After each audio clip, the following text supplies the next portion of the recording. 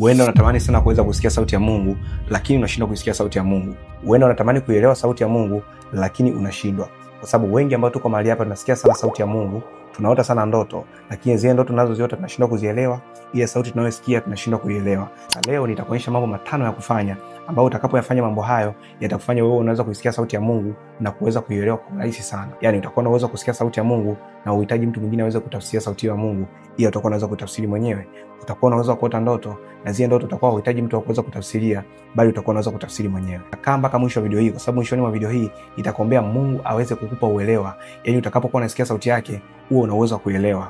Utakapokuwa unaota ndoto, uwe unaweza kujua kitu ulichokiota. Mungu atakapokuwa anazungumza nawe kwa njia yote ile, uwe unaweza kumuelewa. Sasa ninapokwenda kuonyesha vitu hivi vya kufanya ili kuweza kusikia na kuelewa sauti ya Mungu kwa urahisi, kama bado hujasubscribe channel yetu, unaweza ukasubscribe pale ulipo ili kipindi ninachokuletea mafundisho mapya uwe wa kwanza kuyapata. Na kama bado hujalike video hii, basi unaweza ukalike pale ulipo. Mungu akubariki sana. Jambo la kwanza litakaloweza kufanya uweze kuisikia na kuelewa sauti ya Mungu ni kufunga na kuomba mara kwa mara. Kitabu cha Matendo ya Mitume sura ya 13 na ule mstari wa 2 inasema, walipokuwa wakimhudumia Bwana na kufunga, Roho Mtakatifu akasema. Sasa hawa walikuwa ni wanafunzi wa Yesu, walikuwa wanafunga, walikuwa wanaomba. Walipokuwa wanazidi kufunga, ndipo Roho Mtakatifu akaanza kusema nao. Unaona, ili kuweza kuisikia sauti ya Mungu kwa urahisi, inabidi uwe ni mtu wa kufunga sana na kuomba. Sio kuomba peke yake bila kufunga. Kuomba kutakufanya wewe uweze kusikia sauti ya Mungu, lakini kufunga kutakufanya wewe uweze kuielewa sauti ya Mungu kwa urahisi. Na ndio maana Yesu aliwaambia wanafunzi wake ya kwamba namna hii haitoki ila kwa kufunga na kuomba. Kuna baadhi ya vitu tunatakiwa uweze kubali kufunga kwanza. Lakini watu wengi ambao tuko mahali hapa tunashindwa kuielewa sauti ya Mungu ni kwa sababu kwa mwaka tunafunga siku ya Kwaresma peke yake. Yaani wewe unakula kuanzia tarehe 1 Januari mpaka tarehe 31 Disemba, unategemea kuweza kusikia sauti ya Mungu na kuielewa. Uwezi. Utakuwa unasikia sauti ya Mungu lakini utakuwa uelewi. Utakuwa unaota ndoto lakini utakuwa uelewi ni kitu gani unachokiota. Usifunge peke yake bila kuomba. Ukiwa unafunga peke yake bila kuomba, huko ni sawa sana kushinda njaa. Watu wengi ambao mko mahali hapa, hata funga zenu pia zinakuwa zina matokeo makubwa, kwa sababu kipindi ambacho unaingia kwenye kufunga unasema kwamba uko busy na kazi. Yaani eti umefunga lakini haupati muda wa kuomba. Eti umefunga lakini haupati muda wa kumtafuta Mungu. Ukiwa unafanya hivyo unajidanganya, unajishindisha njaa. Unapokuwa umefunga hakikisha unaomba. Na unapokuwa unaomba muda mwingine hakikisha kwamba umefunga. Maombi na kufunga vinaenda pamoja. Na kuhakikishia utakapokuwa unafunga sana na kuomba, hautasikia tu sauti ya Mungu, bali utaanza kusikia sauti ya Mungu na kuielewa mara moja na kwa urahisi sana. Sasa jambo la pili, kama unatamani kuweza kusikia sauti ya Mungu na kuielewa kwa urahisi sana, jifunze kukaa na watu wa Mungu wengi. Usiwe ni mtu wa kujitenga. Kaa na jamii ya watu ambao wanamjua Mungu. Kaa na watu ambao wanamjua Mungu vizuri. Yaani shirikiana na watu wa Mungu. Kitabu cha Mathayo sura ya 18 na ule mstari wa 20 nasema, kusanyikapo wawili watatu kwa jina langu, nami nipo katikati yao. Unaona, Mungu anakuwa katikati ya watu wanapokusanyika. Mungu anapenda umoja, sababu hakuna kitu ambacho huwa kinamvuta Mungu kwa ukaribu sana kama umoja. Muda mwingine wewe unaweza kuwa hauko vizuri na Mungu, muda mwingine mahusiano yako na Mungu yanaweza kuwa ni mabaya, lakini Mungu anaweza kashuka kukuhudumia, sio kwa sababu yako peke yako, ila kwa sababu ya wale watu ambao wanakuzunguka. Pia kwa sababu walipo wawili watatu kwa jina lake, naye yupo katikati yao. Kwa hiyo Mungu anafuata neno lake, Mungu anatimiza neno lake. Mungu muda mwingine hashuki kwa ajili yako peke yako, ila Mungu anashuka kwa ajili ya watu wengine. Hii pia itakusaidia hata kama huna nguvu ya kuomba. Unapokuwa unashirikiana na watu wengine wanaomjua Mungu, watu watakuboost kuomba. Utajikuta kwamba unaomba sio kwa sababu yako nguvu yako peke yako, hapana, ila kwa sababu ya watu ambao wanakuzunguka. Kwa sababu muda mwingine huwa tunaishiwa nguvu za kuomba. Muda mwingine huwa tunakuwa hatuna hamu ya kuomba, lakini unapoona wenzako wanaomba, wale watu wanaweza kukuambukiza ile roho ya maombi na wewe ukaanza kuomba kama wao. Yaani kitu ambacho ukijua kwamba Mungu anashuka sehemu yenye umoja, aidha watu wanamjua Mungu au hawamjui Mungu, aidha watu ni waasi ama watu ni watakatifu, Mungu anashuka sehemu ambayo ina umoja. Na ndio maana utaona hata katika kile kitabu cha Mwanzo ile sura ya 11, unaona Biblia inasema kwamba tazama watu walikuwa katika umoja na kwa umoja. Mungu akasema na tushuke tuende kuangalia watu hawa, kwa sababu lile walioazimia kulitenda lazima watafanikiwa. Sababu watu hawa ni wamoja na wana usemi mmoja. Unaona, Mungu mwenyewe alishuka katika kitabu cha Mwanzo. Watu walikuwa wanafanya makufuru, watu walikuwa wanataka kufika mbinguni. Watu walikuwa wanajenga mnara, wanataka kufika mbinguni, lakini Mungu alishuka. Sio kwa sababu wale watu walikuwa ni watakatifu, hapana. Mungu alishuka kwa sababu aliangalia umoja wa wale watu, kwa sababu wale watu walikuwa wanashirikiana. Sasa unapokuwa uko pamoja na watu wengine, Mungu huwa anashuka mzima mzima.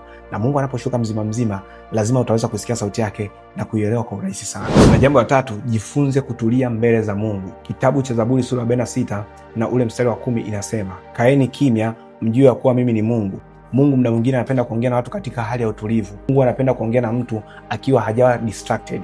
Watu wengi tuko mahali hapa, Mungu anashindwa kuongea na sisi Ni kwa sababu tuko distracted. Na ndio maana Biblia inasema kwamba hata katika kile kitabu cha Mwanzo, Mungu alikuwa anaenda kuongea na kinadamu kipindi cha dhuhuri, kipindi cha jua kupungwa. Biblia inasema kwamba jua lilipokuwa linazama ndio Mungu alikuwa anakwenda kuongea na kinadamu. Kwa hiyo Mungu anapenda kuongea na watu katika hali ya utulivu. Hata wewe mwenyewe, kwa nini huwa uoti ndoto mchana? Kwa nini huwa uoti ndoto ukiwa unatembea? Ni kwa sababu unakuwa hujatulia. Unapokuwa umetulia usiku, unapokuwa umelala, Mungu anakuja kuongea na wewe, kwa sababu Mungu huwa anaongea na watu katika hali ya utulivu. Kwa kama unataka kusikia sauti ya Mungu kwa urahisi, jifunze kutulia. Jifunze kutulia mbele za Mungu. Jifunze kutulia mbele za Bwana. Unajua kuna watu tunaweza tusimsikie Mungu, ni kwa sababu tunapoingia kwenye maombi, mtu anaingia kwenye maombi hajatulia hata kutulia, moja kwa moja ameingia kwenye maombi ya vita. Moja kwa moja anaanza kuvunja, kufyeka, kukata, sijui kupangua, sijui kufanya nini. Wewe unakuwa hauna utulivu unapokuwa kwenye maombi. Kwa hiyo Mungu anataka kuongea na wewe, lakini uko katika hali ya vita. Mungu anashindwa kuongea na wewe kwa sababu wewe haujatulia. Sio kwamba usiomba maombi ya vita, hapana, lakini usianzie gia ya juu sana. Anza chini kwanza. Anza kwa kumsikiliza kwanza Mungu. Mungu anataka uweze kuomba na wewe kitu gani? Mungu anataka kusema na wewe kitu gani kwanza kabla haujaanza kuomba. Muda mwingine shetani huwa ana tabia ya kuondoa utulivu kwenye maisha ya watu. Shetani huwa ana tabia ya kuondoa utulivu katikati ya watu. Shetani anaweza kana jua unaamka saa 9 usiku kwa ajili ya kuomba. Anachokifanya saa 8 kamili usiku ukiwa umelala, anakuletea ndoto ya kutisha. Saa 9 usiku ulikuwa umepanga kwamba leo nitakapoamka, leo nitaingia kwenye maombi ya shukrani. Leo nitaingia kumsifu Mungu na kumwabudu Mungu. Na shetani analijua hilo. Kwa sababu shetani analijua hilo, anakuwekea ndoto mbaya. Unapoamka tu, baada ya kuingia kumshukuru Mungu na kumsifu Mungu, unajikuta unaanza kuvunja. Wewe unajua unaomba, kumbe shetani ameshakuondolea utulivu ndani yako tayari. Shetani ameshakutoa kwenye focus tayari. Kile kitu ambacho Mungu alikuwa anataka uweze kupokea, lile jambo ambalo alikuwa anataka uweze kulifanya kwa Mungu, Mungu anashindwa kulifanya kwako, ni kwa sababu hauna utulivu. Shetani amekuvurugia utulivu. Watu wa Mungu, tuache kuomba kutokana na shetani anavyotusukuma kuomba, bali tuombe kutokana na Roho Mtakatifu anavyoweza kutusukuma kuomba. Watu wengi ambao tuko hapa huwa tunaomba kutokana na matatizo yanavyotusukuma tuombe, shida zinavyotusukuma tuweze kuomba. Hauombi kutokana na Roho Mtakatifu anakusukuma nini kupitia neno lake uweze kuomba. Unaomba ni kwa sababu leo una njaa, unaomba ni kwa sababu una kodi. Sio mbaya kuomba mahitaji yako, lakini mahitaji kwa mtu uliyekuwa kiroho ama mtu unayekuwa kiroho yawe ni sehemu ya maombi. Mahitaji yako yasiwe ni maombi furu, mahitaji yako yawe sehemu ya maombi, lakini maombi yako mengi yawe yamebezi sana kwenye kumsifu Mungu, kwenye kumtukuza Mungu na kwenye kumshukuru Mungu. Sasa napokwenda kuonyesha jambo la 4 utakaloweza kulifanya ili uweze kuisikia sauti ya Mungu na kuweza kuielewa. Kama bado hujasubscribe channel yetu, unaweza ukasubscribe pale ulipo. Na kama bado hujalike video hii mpaka hapa tulipofika na inakubariki, basi unaweza ukalike mahali pale. Jambo la 4 ni kukaa katika hali ya utakatifu. Kitabu cha Mathayo sura ya 5 na ule mstari wa 8 inasema, heri wenye moyo safi, kwa maana hawa watamwona Mungu. Ili uweze kumwona Mungu, ili uweze kumsikia Mungu, lazima uwe na usafi wa moyo. Ili kuweza kutofautisha sauti ya Mungu na sauti ya shetani, lazima uwe na usafi wa moyo, kwa sababu kuna muda unaweza ukaisikia sauti ya Mungu, ukajua umesikia sauti ya Mungu, lakini kumbe umesikia sauti ya shetani. Ndio maana watu wengi huwa nawaambia, unapoisikia sauti ya Mungu, aidha kwa njia ya ndoto, aidha kwa njia ya maono, ama kwa njia nyingine yote ile, kabla hujaamini hiyo sauti ambayo unaisikia, angalia kwanza hali ya moyo wako ikoje muda huo. Kuna mtu anaota ndoto na anaamini hiyo ndoto, lakini jana yake usiku alikuwa anazini. Yaani usiku umetoka kuzini, umekwenda kulala, umeota ndoto kama mamako ni mchawi, asubuhi unaamka unasema mamako ni mchawi. Kumbe mamako sio mchawi, lakini kwa sababu ulikuwa umezini, shetani amekusikizisha sauti nyingine. Ulikuwa ndani yako hauna hali ya utakatifu. Shetani amekusikizisha sauti nyingine ambayo ni tofauti na sauti ya Mungu. Utakatifu ndio funguo kubwa ambayo inaweza kukutofautishia kwamba hii ni sauti ya shetani na hii ni sauti ya Mungu. Zingatia hili sana, mwana Mungu. Watu wengi wamekatana na watu mapanga kwa sababu mtu alimuona mtu kwenye ndoto yake kwamba fulani ndo mchawi. Kumbe sio mchawi, lakini jana yake usiku kwa sababu alilala akiwa na hasira, jana yake usiku kwa sababu alilala akiwa amedanganya, shetani akapitia mlango huo kwamba alikuwa sio mtakatifu, alikuwa na dhambi akiwa amelala, akiwa hajajitakasa bado, na shetani akampa maono ya kwamba anayekufanyia huu baya ni ndugu yako wa karibu. Kwa dada mmoja nilikuwa naongea naye juzi, akaniambia, mtumishi wa Mungu, mimi nilikuwa namuuliza Mungu kwamba huyu mwanaume ni nani, sahihi ama sio sahihi. Nikamwambia Mungu amekujibuje? Akaniambia, lakini Mungu amenijibu kwamba huyu mwanaume ni wa kwangu kupitia ndoto, lakini mbona na simuelewelewi, mbona huyu mwanaume ananiletea vimbwanga, mbona mwanaume ananiletea shida? Nikamwambia hao mambo ulipokuwa unaomba na Mungu alipokuwa anakuambia ulikuwa wapi? Ananiambia nilikuwa kwa huyo mwanaume. Yaani wewe umekaa kwa huyo mwanaume kama amekoa na hajakoa, mjabariki ndoa yenu madhabahuni, unaishi naye kama mume wako, mnazini naye ndani, mnalala naye ndani, unakwenda kuota ndoto, unaiamini kwamba wewe ni mume wako. Wewe unaamini ni sauti ya Mungu kabisa hiyo? Kitu pekee ambacho kinaweza kuondoa kwenye huu mtego wa kuchanganya sauti ya shetani na sauti ya Mungu ni pale tu unapokuwa na utakatifu ndani yako. Hiyo ndio funguo kubwa. Na jambo la 5 litakaloweza kufanya uweze kusikia sauti ya Mungu na kuelewa kwamba jifunze kuwa mnyenyekevu. Kwenye kile kitabu cha Isaya sura 66 na mstari wa 2 inasema, lakini mtu huyu nitamwangalia, yeye aliye mnyenyekevu na mwenye roho ya toba na mwenye kutetemeka kwenye neno langu. Unaona, Mungu ili aweze kuangalia lazima uwe mnyenyekevu. Ili uweze kuisikia sauti ya Mungu na kuweza kuelewa, lazima uwe mnyenyekevu kwanza. Watu wengi sio wenyenyekevu. Na ninapozungumza kwa habari ya unyenyekevu, nazungumza kwa habari ya kuitii neno la Mungu. Neno la Mungu linasema nini kwa habari ya maisha yako? Neno la Mungu linasema nini kwenye hicho unachopitia? Neno la Mungu linasema kitu gani? Lile neno la Mungu unapokuwa unaifuata, neno la Mungu unapokuambia fanya hivi, unapofanya vile.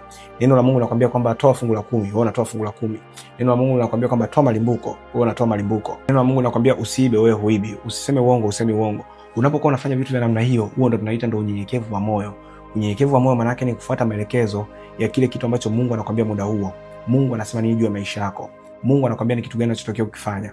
Kwa utakapokuwa mnyenyekevu wa moyo, utakapokuwa unafanya vile vitu ambavyo Mungu anakuambia uweze kufanya, utajikuta unaanza kusikia sauti ya Mungu na kuweza kuielewa. Sasa muda huu nataka nikuombee. Wewe unatamani kusikia sauti ya Mungu na kuweza kuielewa. Weka mkono wako kwenye sikio lako la kulia niweze kukuombea. Baba, katika jina la Yesu Kristo Nazareti hai, namwambia dada huyo, namwambia baba huyo aliyeweka mkono wake kwenye sikio lake la kulia. Baba, naomba ukampe usikivu kuanzia sasa wa sauti yako. Baba, fungua masikio yake kuanzia sasa akaweze kusikia sauti yako, lakini sio tu kusikia sauti yako Bwana, bali akaweze kuelewa kitu gani ambacho unasema naye, katika jina la Yesu Kristo Nazareti hai. Lakini pia kama umejifunza kitu kupitia video hii, niandikie pale kwenye comment section ya kwamba nimejifunza kitu. Lakini pia kama umebarikiwa na huduma hii na unatamani kuweza kusupport kwa njia ya sadaka, unaweza ukatoa sadaka yako kupitia namba zetu za simu ambazo zinaonekana hapo chini kwenye skrini yako. Na utakapokuwa unafanya hivyo, Mungu akubariki sana na akuzidishie pale ulipotoa, katika jina la Yesu Kristo Nazareti hai. Amen. Lakini pia kama unatamani kuweza kufika kanisani kwetu, unaweza kuchukua namba zetu za simu ambazo zinaonekana upande wako chini wa kulia skrini yako, na tukakuelekeza namna gani ya kuweza kufika kanisani kwetu ili tuweze kuabudu pamoja. Muda huu tumefikia mwisho wa video hii. Kama bado hujasubscribe channel yetu, unaweza ukasubscribe pale ulipo, ili kipindi ninachokuletea mafundisho mapya uwe wa kwanza kuyapata. Na kama bado hujalike video hii, basi unaweza ukalike mahali pale. Mungu akubariki sana. This is Apostle Deusi Sengo. Amen. Shalom. Peace.